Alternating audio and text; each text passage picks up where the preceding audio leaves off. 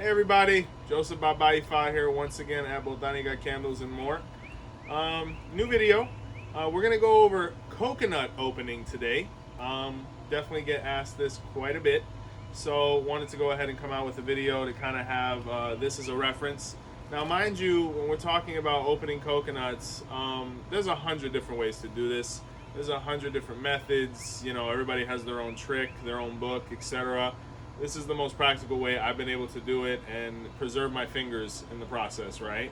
Some people wear gloves, some people don't. At this point, I've opened probably a million of these, so I'm pretty well versed in it. But, you know, when you're getting started, definitely be careful because the coconut isn't necessarily our friend, right?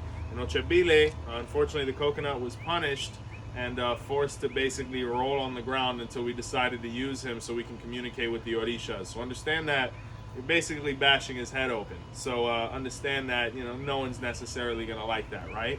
The coconut is known as obi agbong, right? When we're talking about the word obi, it's usually referring to some type of nut, right?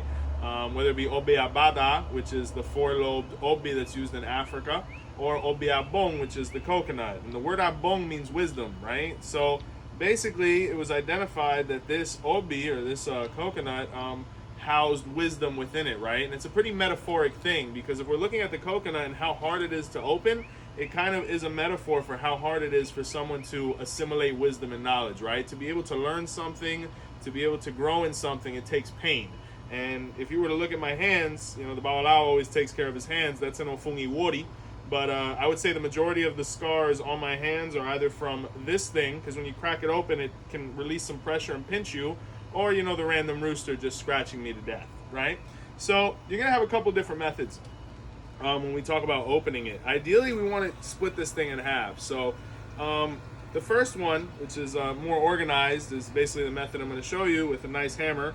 Wish my goddaughter would have brought me a bigger one, but we're moving on. So you say ago obi, which means with permission obi. Some people say this, some people don't. But, you know, just a little bit of respect before we take a hammer to this guy. So basically we start going like this. You want to leave a little bit of space in between your palm and this, because with the pressure, it'll open up and it'll pinch your skin, and it hurts very badly.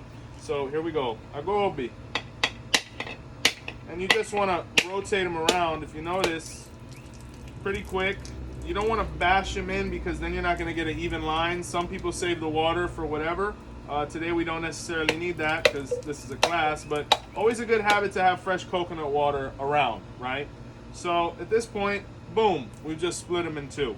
So other materials you're going to need besides the hammer is a nice butcher knife, right? Or something with a nice fat blade like this. This is pretty good. I would prefer one without the teeth, but it really makes no difference. What we're trying to do is basically preserve the integrity of the bitas, as they're known, or the pieces, right?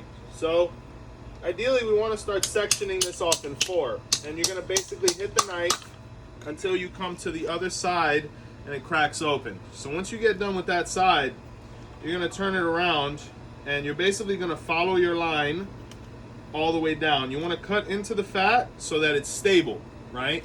So at this point, once again, focusing on the knife, and boom, just like that. If you want to get a little bit closer, Amanda.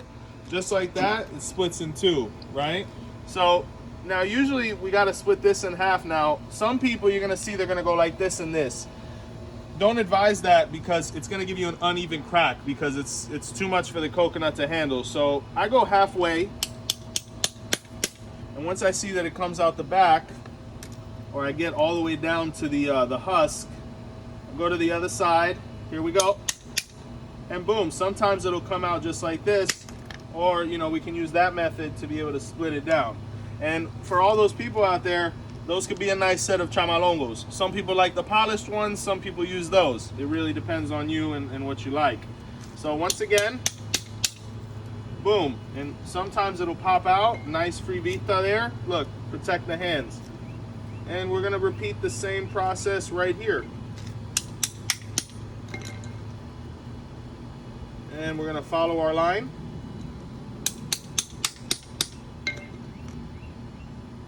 And sometimes I'll even do this where I'll go down the middle to be able to get through. And once again, halfway, it'll usually split on its own. The coconut is a lot of patience. This was the first thing. See, I can't say I made a mistake, but you know, that's what happens. If you cut it down the wrong way, it'll split off into these little pieces that you really can't use for divination, right? But the coconut was the first thing I learned how to do, and I tell you, it really teaches you the ethic. Always careful with the knife. It really teaches you the ethic as far as learning the rest of the things in the religion. So after we have everything split up, now we're going to use our butter knife to get between the husk and the brown part of the skin to be able to get a usable piece. Now, you really want to protect yourself here. These things do cut, but they cut in a way that's very painful. It won't actually break the skin, but the skin below the skin, the subdermis, if I can make up a word right now, it's going to be bleeding under, and then it'll form like a clot or whatever, and it's really painful. So you want to have a way to protect yourself. So me personally, I have it up. Some people have a paper towel around the knife handle, because after you open 1,000 of these, you're going to start feeling it right here. But in this specific case, I would go right here, because this part of the husk is protecting me. So it really is patience. It really is. And boom, just like that, right? And once again, you just want to find a nice opening where you can get in there, and you really want to not do this too quickly. I mean, I've done this literally thousands of times at this point, but in the beginning you want to be patient with yourself while you get the technique down, because you really don't want to, you know, let's say you're at a ceremony and you know, somebody's like, hey, I need 4 vita de coco, or I need 4 pieces to be able to do my divination. You want to give them good pieces, you know, so we can continue with the ceremony. We don't want the brown part missing on the back, because that lets us know yes or no. And just really simple stuff, but this is where the religion is really learned. A lot of people, they want to pick up the book immediately, and there's nothing wrong with that, but it's things like this that you don't learn in a book, right? So this piece right here, don't necessarily need it right now, but you never know, like if you're feeding egum or stuff like that, and you're trying to make the servicio or the adimu, these are really good pieces, you know? So, family, there you have it. 4 pieces of coconut. You're going to see some people like to round them off before they put them in the Orisha.